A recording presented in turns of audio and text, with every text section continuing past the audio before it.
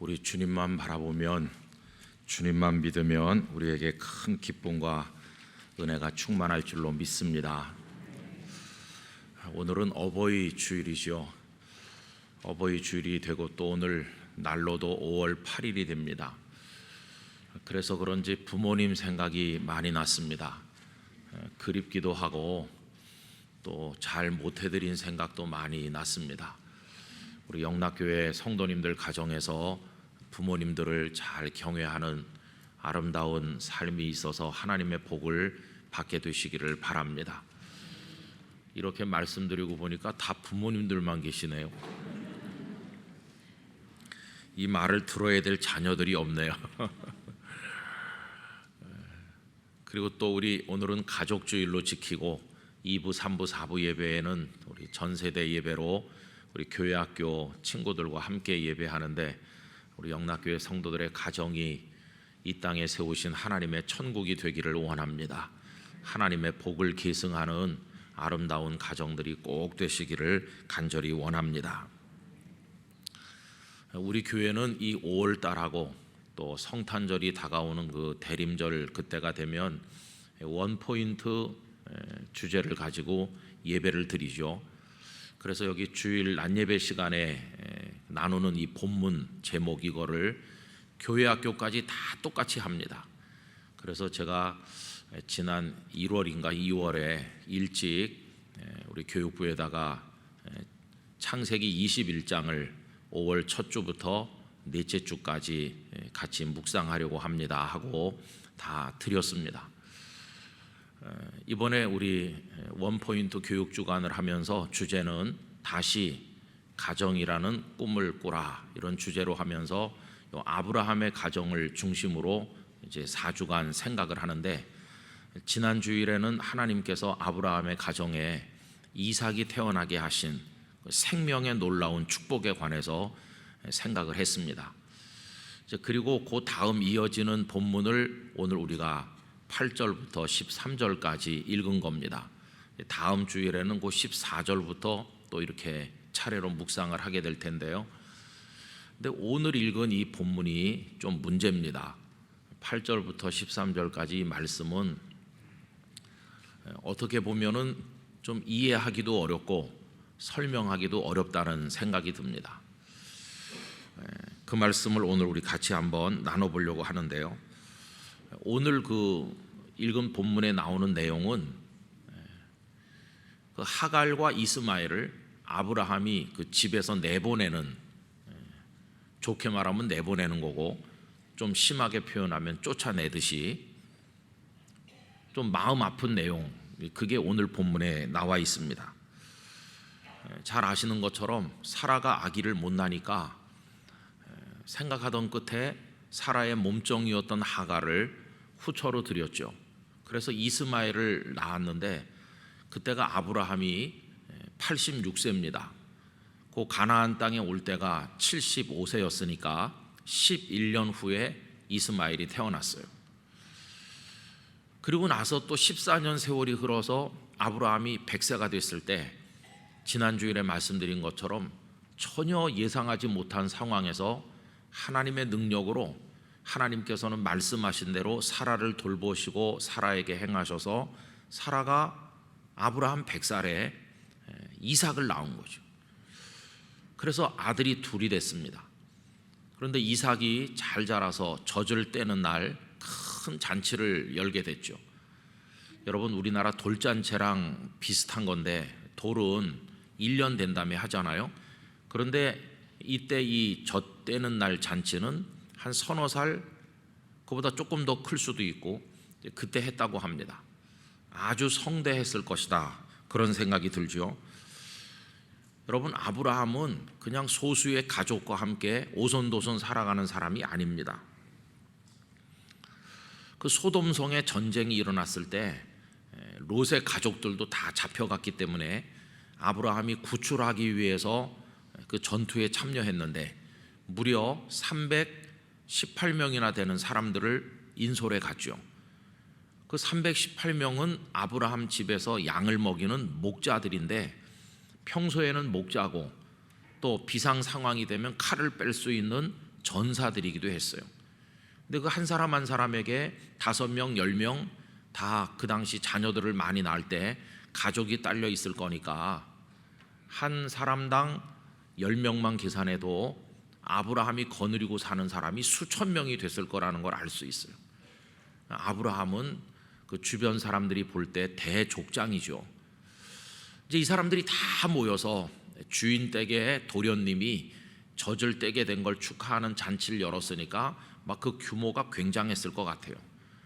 그리고 주변에 유력한 사람들도 축하하러 오질 않았겠습니까? 성대한 잔치를 열고 기뻐했죠. 그런데 그날 그 잔치에 기뻐하지 못하는 사람들이 2사람 있는 겁니다. 여러분 누굴까요? 하갈과 이스마엘이죠. 이스마엘만 있을 때는 이스마엘만 사랑받는 것 같고 이스마엘이 모든 것의 계승자로 여겨졌을 텐데 이삭이 태어나고 나니까 완전히 달라졌어요. 이 하갈과 이스마엘은 이제 우리는 찬밥 신세가 됐어, 이렇게 된 거 아니겠습니까? 그래서 그 2사람은 굉장히 마음이 불편한 거죠. 그런데 그날 사라가 보니까 이스마엘이 어린 이삭을 놀리는 겁니다. 여러분 여기 놀린다고 번역된 그 단어는요, 차하크라고 하는 이 단어는 그냥 놀린다 이런 뜻만 있는 게 아니라 성적으로 희롱한다 하는 뜻도 있어요. 이삭이 한 너댓 살 됐다고 생각을 해보면 이스마엘이 14살 먼저 태어난 거니까 이스마엘은 벌써 거의 20살 가까이 된 겁니다. 뭐 차이가 많이 나죠. 어린 애를 이렇게 희롱하는데 그걸 사라가 보게 됐어요. 성경에서 사라는 아주 아름다운 여인으로 나와 있는데 여러분 아름다운 여인 너무 믿지 마세요. 예쁜 여자도 눈에 불꽃이 튈 때가 있습니다. 그래가지고 사라가 그냥 도끼가 확 올라와가지고는 쫓아내라는 거예요. 아브라함에게 와서 당신 저 첩과 저 여종과 그 아들과 쫓아내라. 예쁜 여자도 무섭구나 하는 거를 아브라함이 톡톡히 경험했을 거예요. 너무너무 근심이 됐죠. 11절 말씀에 보니까 매우 근심이 되었다. 쫓아내자니 정이 울고 같이 살자니 가정불화가 무섭고 어떻게 해야 될지 어렵게 됐어요. 깊이 근심하는 아브라함의 모습을 생각해 보세요. 그것도 뭐 하갈과 한두 해를 산 게 아니잖아요. 이러고 고민하고 있는데 이제 하나님께서 아브라함에게 말씀하는 거죠. 여러분 그 말씀이 12절입니다. 하나님이 아브라함에게 이르시되 내 아이나 내 여종으로 말미암아 근심하지 말고 사라가 내게 이른 말을 다 들으라. 이삭에게서 나는 자라야 내 씨라 부를 것임이니라. 무슨 말씀입니까? 내보내라는 거예요. 하갈하고 이스마엘을 그냥 집에서 내보내라. 이게 하나님의 말씀인 거죠. 제가 앞에서 이 말씀이 이해하기도 좀 어렵고 설명하기도 어렵다고 말씀드린 이유가 바로 이 하나님 말씀 때문입니다. 하나님께서는 우리가 아는 대로 사랑의 하나님이시잖아요. 그러면 사라를 설득해서 어떻게 해서든지 하갈과 이스마엘을 품고 사이좋게 잘 지내라, 이렇게 하시는 게 사랑의 하나님이라고 하는 것에 어울리는 거 아닙니까? 그런데 내보내라고 하니까 얼마나 냉정하고 매몰찬 겁니까? 더군다나 몸종이었고 그 몸종의 소생이기 때문에 내보내는 거라면 차별 없이 모두가 다 사랑으로 평등하게 살아야 된다는 그런 원리로 생각해 보면 너무 불공정하고 너무나 심한 처사 아닙니까? 거기다가 이스라엘 그 민족의 우월성, 나중에 보면 이스라엘 백성들이 역사 속에서 자기들이 선택받은 백성이라고 그러면서 다른 사람들 얼마나 무시했나요? 마치 이거를 정당화시켜주는 말씀인 것처럼 생각되기도 하고, 그 하갈과 이스마엘이 쫓겨나서 뭘 먹고 어떻게 살란 말인지 인도주의적 관점에서 봐도 이거는 너무 이상하다, 이런 생각이 드는 겁니다. 그래서 오늘 이 말씀이 참 이해하고 납득하기가 어렵다는 생각이 드는 것이죠. 그럼 여러분, 마치 하나님답지 않으신 말씀을 하신 것처럼 보이는데 왜 그렇게 하셨을까요? 바로 여기에 오늘 설교 말씀의 주제가 있는 겁니다. 그걸 이해하는 열쇠가 하나 있어요. 그 열쇠는 하나님께서는 아브라함과 아브라함의 가정이 전적으로 하나님만 믿고 하나님의 뜻만 따르는 가정이 되기를 원하신다는 겁니다. 그게 오늘 말씀을 이해하는 열쇠죠. 여러분, 하나님께서 아브라함을 맨 처음에 부르실 때 아까 예배 서두에 읽었던 창세기 12장 1절 2절 거기서 뭐라고 말씀하셨나요? 여호와께서 아브라함에게 이르시되 너는 너의 고향과 친척과 아버지의 집을 떠나 내가 네게 보여줄 땅으로 가라. 내가 너로 큰 민족을 이루고 네게 복을 주어 내 이름을 창대하게 하리니 너는 복이 될지라. 참 좋은 말씀이죠. 창대하게 해주신다. 복이 될 것이다.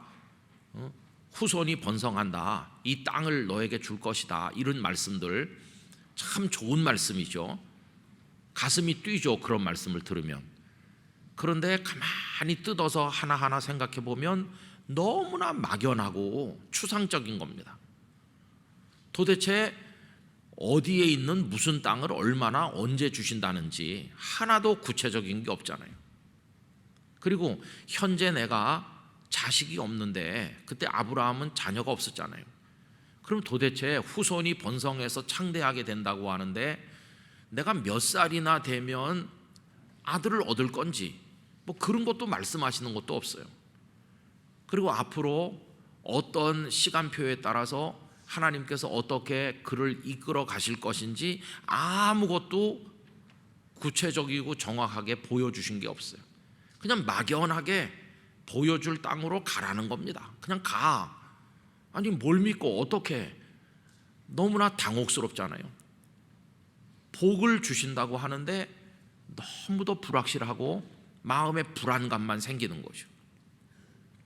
그럼 여러분, 하나님께서는 왜 아브라함을 부르시면서 이런 막연한 말씀으로 그를 부르셨을까요?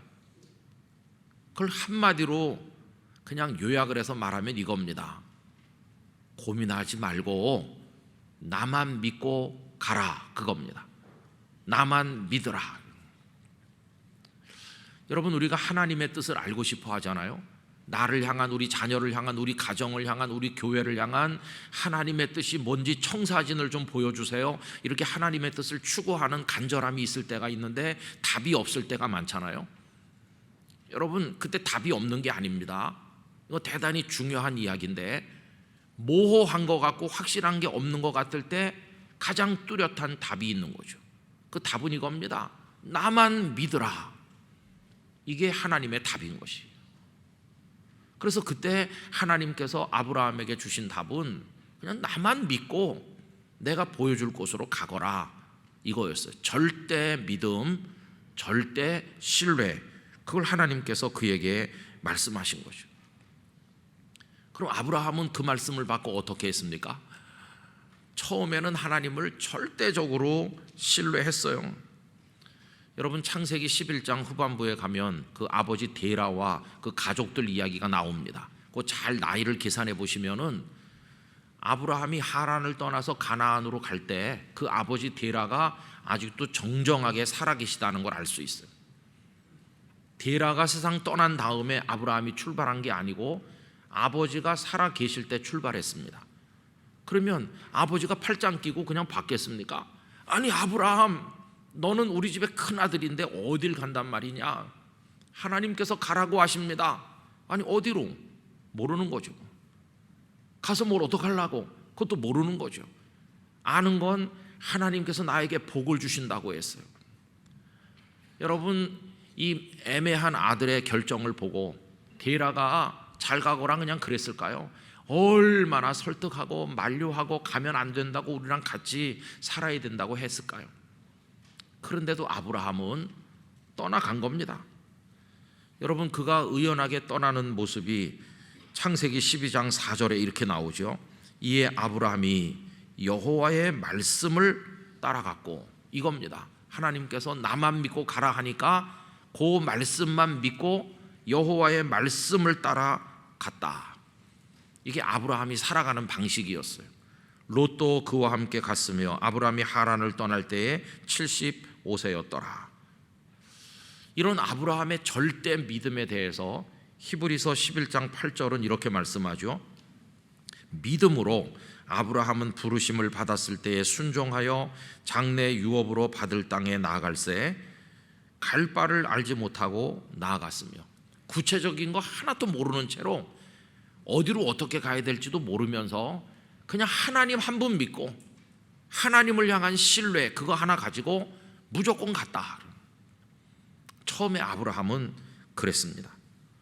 그래서 가나안 땅에 도착한 이후 이곳저곳을 다니면서 창세기 12장 13장 쭉 읽어보시면 가는 데마다 여호와의 이름을 불렀더라. 하나님께 제단을 쌓고 예배하는 사람으로 하나님만 바라보며 살았어요. 자, 그런데 사람은 누구나 다 연약하니까 시간이 쭉 흐르는 동안에 문제가 생기기 시작했는데 하나님을 향한 그의 믿음의 균열이 오기 시작한 것입니다. 우선 가서 보니까 그 땅이 막 기름지고 좋은 땅이 아니라 너무 척박하고 힘든 땅인데다가 큰 흉년이 왔어요. 그러자 하나님을 향한 믿음이 막 흔들리는 거예요. 여러분, 정말 절대적으로 하나님을 믿으면 이 땅이 척박하고 흉년이 왔지만 하나님은 나를 지키실 줄 믿습니다. 그러면서 그 땅을 사수해야 되는 건데 하나님을 의지할 마음이 없어졌어요. 그리고 자기 생각이 확 떠오르는 거예요. 여기 땅 죽겠어. 어떻게 할까? 가뭄이 없는 나일강가 애굽으로 가야지. 애굽으로 내려갔어요. 하나님을 믿는 믿음을 그때는 버렸고 자기 생각대로 했죠. 애굽에 가서 잘 살았나요? 큰 위기를 만났죠. 사라가 너무 어여쁜 여인이다 보니까 애굽 사람들이 탐을 내면서 사라를 빼앗으려고 하는데 하나님께서 개입하지 않았더라면 아내를 뺏길 뻔했어요. 너무도 어려운 처지에서 하나님은 그를 구출하셨고 다시 가나안으로 돌아오게 하셨어요. 그때 아브라함이 결심했겠죠. 어리석었어. 이제는 다시는 내 믿음 버리고 내 생각대로 하는 그런 실수를 하지 말아야 되겠다. 결심했겠죠. 그런데 여러분, 시간이 흐르니까 또 흔들리는 거예요. 그래가지고 아까 우리 생각한 것처럼 아무리 기다려도 사라가 자녀를 낳지 못하자 몸종 하갈을 받아들여서 아들을 낳으라는 사라의 말을 거절하지 못했어요. 있을 수 없는 일이다. 하나님이 언젠간 주실 줄 나는 믿어요. 이러면서 거절해야 되는데 그 순간에 믿음이 없어졌어요. 그래서 자기 부부의 인간적인 방법으로 이제 이스마엘을 낳은 겁니다. 그 결과가 좋았나요? 결과가 오늘 본문에 보는 것처럼 깊은 고민에 빠지는 거예요. 여러분, 하나님의 방법대로 하나님의 뜻대로 얻은 게 아니면 얻어도 고통이 되는 겁니다. 그거를 아브라함을 통해서 우리가 볼 수 있는 것이죠. 그런데 바로 이 상황에서 하나님의 말씀이 뭐였습니까? 하갈 모자를 내보내라는 거예요. 내보내라. 여러분, 이 상황에서 하나님께서 하갈과 그 아들을 내보내라는 건 무슨 뜻일까요? 그것은 하갈과 이스마엘이 무엇을 상징하냐? 믿음으로 살아온 걸 상징하는 게 아니라 믿음 내려놓고 자기 방식으로 살아온 거를 상징하는 거예요.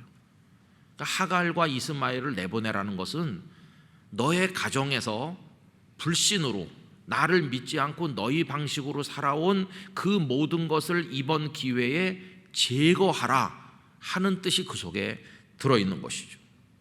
아브라함의 가정에 드리워진 불신앙의 흔적들, 그걸 지우라고 말씀하는 것이죠. 지금은 생사를 베어내는 것처럼 아플 거다. 지금은 너무나 고통스럽겠지. 그러나 과감하게 그렇게 결단함으로써 이제 너희 가정은 전적으로 나만 신뢰하는 믿음의 가정으로 회복되는 것이고, 믿음의 가정으로 회복이 돼야 정말 하나님의 복을 받는 가정이 되는 거다. 그거를 하나님께서 아브라함에게 말씀하는 것이요. 믿음의 가정, 온전히 하나님만 신뢰하는 가정으로 회복시키기 위한 하나님의 방법이었음을 알게 됩니다.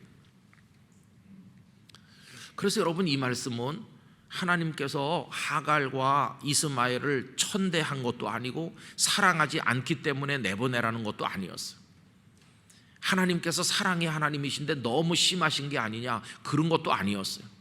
단지 아브라함의 가정을 온전한 믿음의 가정으로 회복시키기 위한 방식이었어요.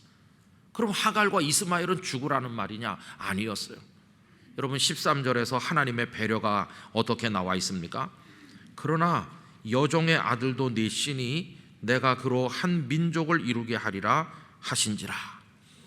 여러분, 이스마엘에 대해서도 하나님은 큰 배려를 하셨어요. 창세기 25장 12절 이하에 가보면 이스마엘이 12명의 자녀를 낳고 12명의 족장이 되고 그래서 그 후손이 크게 번성한 것을 볼 수 있는데, 하나님께서는 하갈 모자를 천대하신 게 아니라 복을 주셔서 살게 하셨고, 그렇게 하심으로 하갈과 이스마엘을 내보내는 아브라함의 마음도 위로해 주신 것을 보게 되는 거예요. 그래서 여러분, 오늘 이 말씀을 통해서 우리가 깨닫는 것은 하나님의 간절한 우리를 향한 바람은 우리 개인이나 우리들의 가정이 전적으로 하나님만 믿기를 원하신다는 것이, 전적으로. 그래야 그게 복이 되는 것이죠. 인간적인 방법으로 하면 얻어도 고통이 되니까 그런 방식으로 살지 말고 자녀를 키울 때나 너희들의 인생을 살 때나 전적으로 나만 바라봐라. 여러분, 그래서 이 하갈 모자를 내보낸 겁니다. 그러면 그 다음에 아브라함의 가정은 어떻게 됐을까요? 이게 이제 우리 생각해 봐야 되는데, 그 다음부터 아브라함의 가정은 온전히 하나님만 바라는 믿음의 가정으로 확 변했어요.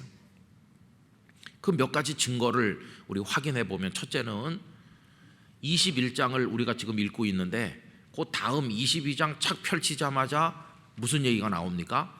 하나님의 명령이 하나 내려집니다. 네 아들, 너의 독자 이삭을 내게 번제로 바치라. 이건 너무 심한 말씀 아닌가? 이스마엘도 내보냈고 이제 달랑 이삭 하나 남았는데 이삭을 죽여서 제물로 바치면 나는 또 자녀가 없고, 그러면 75세 여기 내려올 때랑 똑같은, 그럼 지난 몇십 년이 그냥 헛수고처럼 되는 거고 나는 다시 빈손 되는 거 아닌가? 하나님 왜 이런 명령을 내리실까? 이럴 수 있는 상황이잖아요.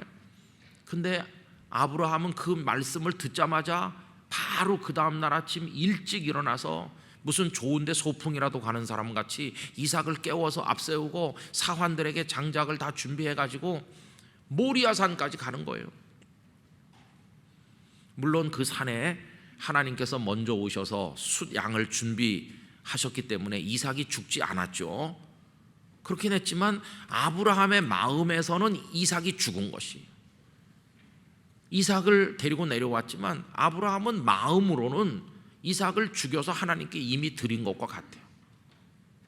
그 사랑하는 아들, 눈에 넣어도 아프지 않은 아들, 전 재산을 다 주고서라도 그 아들을 내놓을 수 없는 그렇게 소중한 아들, 세상 무엇보다도 사랑하는 아들을 마음속에서 내려놨어요. 내 아들이 아니다, 하나님의 아들이다.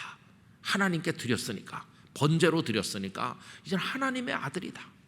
내가 돌보는 내 자식이 아니고 이젠 하나님이 돌보시는 하나님의 사람이다. 마음에서 다 아들을 내려놨어요. 옛날 같았으면 이삭이 그렇게 귀하고 사랑스러운데 어떻게 아브라함이 이삭을 번제로 드리겠어요? 안 되는 거죠. 옛날 같으면 믿음 내려놓고 사람의 방법으로 행동했을 텐데, 이제는 아브라함에게는 하나님을 경외하는 믿음 하나만 남아 있었어요. 그래서 그 아들 이삭을 내려놨더니, 그래서 이삭이 잘못됐습니까? 하나님께 번제로 드려 하나님의 사람 됐고 이젠 하나님이 키우신다, 하나님이 돌보신다 다 맡겼더니 그 다음 이야기는 뭘까요? 두 번째로 그의 가정이 믿음의 가정이 된 증거, 이제 이삭이 장가를 들어야 되는데 24장에 가보면 아브라함은 결혼할 당사자를 보내지도 않고 또 아브라함 본인이 가지도 않고 늙은 종을 보내서 며느리를 구해오게. 요새 같으면 생각할 수 없는 일이죠. 근데 그게 뭐냐 하면 믿음이거든요. 이제는 이삭은 하나님의 아들이 됐으니 내 아이를 위한 며느리감, 아내감도 하나님께서 다 준비해 놓으셨을 줄 나는 믿습니다. 더 이상 인간적인 방법을 동원하지 않고 매파를 동원시키고 사방수소문해서 어디 좋은 규수 없어요? 이런 거 안 하고 이제 하나님이 주실 줄 믿습니다. 늙은 종이 가서 너무도 아름답고 정숙하고 지혜로운 여인 리브가를 데려왔잖아요. 그 믿음대로 된 것이죠. 여러분, 또 세 번째 증거, 그의 가정이 전적으로 믿음의 가정이 된 증거는 그 아들 이삭에게서 나타나요. 이삭은 아버지가 자신을 번제로 드리려고 하는 그 이상한 행동을 통해서 아버지의 가슴에 하나님을 향한 절대 믿음이 있다는 걸 배운 거죠. 이삭이 산 교훈을 받았어요. 그리고 자신이 장가 들어야 되는데 자신을 보내지도 않고 아버지가 가시지도 않고 늙은 종을 보내서 며느리를 구해오라고 한 것도 처음에는 의아했겠지만, 그래서 하나님이 보내주신 리브가를 보는 순간 이삭의 마음속에 또 믿음이 생겼어요. 세상에 이보다 더 아름다운 아내를 어디서 구하겠나. 하나님은 나에게 언제나 믿고 맡기면 최상의 것으로 인도하시는구나. 이삭은 그걸 믿게 됐어요. 아브라함의 믿음이 이삭의 믿음이 된 거죠. 우리 성도님들의 가정에도 이런 믿음의 계승이 있으시기를 바랍니다. 그래가지고 이제 이삭에게서도 아름다운 이야기가 나오죠. 그 땅에 또 큰 흉년이 들으니까 이삭이 처음엔 흔들려요. 그 아버지가 그랬던 것처럼 애굽으로 가야 되나 이렇게 흔들려서 막 출발하는데 하나님께서 이삭 그냥 여기 있어. 흉년이 심하지만 여기 있어라. 그럼 내가 네 아버지 생각해서 너에게 복을 주겠다. 흉년이 심한 척박한 땅에 그냥 남았어요. 그냥 남을 수 있는 용기, 그게 믿음이었어요. 이삭의 믿음. 남았더니 그 상황에서 그 해 창대하게 되는데, 다 말라터진 땅에 씨를 심었는데 100배를 거두고 얼마나 창대하게 됐는지. 여러분, 이게 아브라함의 가정의 변화된 모습이라는 걸 보는 것이죠. 그래서 여러분, 오늘 이 본문을 통해서 하나님께서 가족주의를 맞이한 영락교회 성도 우리들에게 주시는 교훈이 있잖아요. 아브라함의 가정처럼 되라는 것입니다. 여러분, 그러면 이제 우리를 봐야 되는 거죠. 내가 하나님을 믿는 게 아니라 인간적인 방식으로 그동안에 뭘 어떻게 해왔나 한번 돌이켜 봐야 되고, 하갈과 이스마엘을 내보내는 게 너무 어려웠을 거 아니겠어요?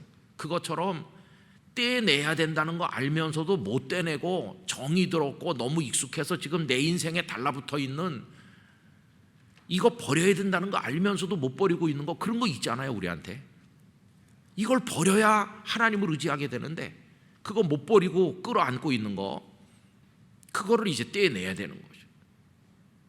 그리고 이제부터는 하나님만 믿어야 되고 하나님의 뜻에만 순종해야 되는 거죠. 하나님의 뜻에. 여러분, 아까도 말씀드린 것처럼 내 방식으로 얻은 것은 얻은 것 같은데 고통을 얻은 거죠.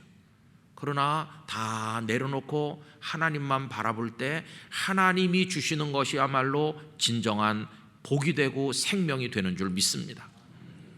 우리 예수님 겟세마네 동산에서 아버지의 원대로 되기를 원합니다. 아버지의 뜻대로 되기를 원합니다. 이렇게 다 아버지 하나님께 맡기고 십자가를 지셨더니 생명의 열매가 풍성하게 나타났잖아요. 이제 오늘 우리의 결단은 바로 이것입니다. 믿음에서 이탈해서 평생을 예수님을 믿는다고 하나님을 경외한다고 하면서도 이 믿음에서 이탈해가지고 수시로 인간적인 방법으로 실수하고 넘어지는 우리들의 모습을 반성하면서 내 속에 있는, 우리 가정에 도사리고 있는 그걸 떼내야 되는 거죠. 그리고 결심해야 됩니다. 하나님, 이제 저희 가정은 하나님만 믿겠습니다. 내 자녀 하나님께 번제로 드리는 마음으로 하나님께 드려서 이제는 하나님의 사람 되게 하겠습니다. 내가 부모 노릇 잘해서 훌륭한 자녀 된다는 어리석은 생각 버리고 하나님의 손에 맡기면 이삭의 삶에 복이 임하는 것처럼 하나님께서 우리 자녀를 인도하실 줄 믿습니다. 그러면서 철저히 믿음으로 철저히 하나님의 뜻을 따라 살아가는 가정이 되어야 하는 것이죠. 여러분, 저는 여기까지 말씀드리고 그 다음은 이제 성도님들 몫입니다. 집에 가셔서 내가 내보내야 될 하갈은 누군가, 우리 집에 붙어있는 이스마엘은 뭔가 한번 생각해 보세요. 떼내기가 너무 힘들지만 믿음으로 살려면 결단해야 되는 게 많이 있어요. 그렇게 해서 아브라함의 믿음이 이삭에게로 이어지고 그 가정에 하나님의 복이 임한 것처럼 우리 영락교회 성도들의 가정이 그와 같이 되시기를 간절히 축원합니다. 기도하겠습니다. 아버지 하나님, 아브라함을 믿음의 족장이라고, 믿음의 조상이라고 하는데 그도 연약한 사람이었기 때문에 흔들렸고 믿음으로가 아닌 사람의 방식으로 행동하다가 큰 아픔과 실수를 경험하였습니다. 하나님께서는 그거 떼내라고 말씀하시는데 우리에게 주시는 명령인 줄로 압니다. 저희 삶에 붙어있는 불신앙적 요소 다 제거하고 온전히 하나님의 뜻에만 믿음으로 순종하는 저희들이 되어서 얻었으나 고통이 되는 것이 아닌 얻고 나면 참 복이 되는 하나님의 은혜를 경험하게 하여 주시옵소서. 예수님의 이름으로 기도하옵나이다. 아멘.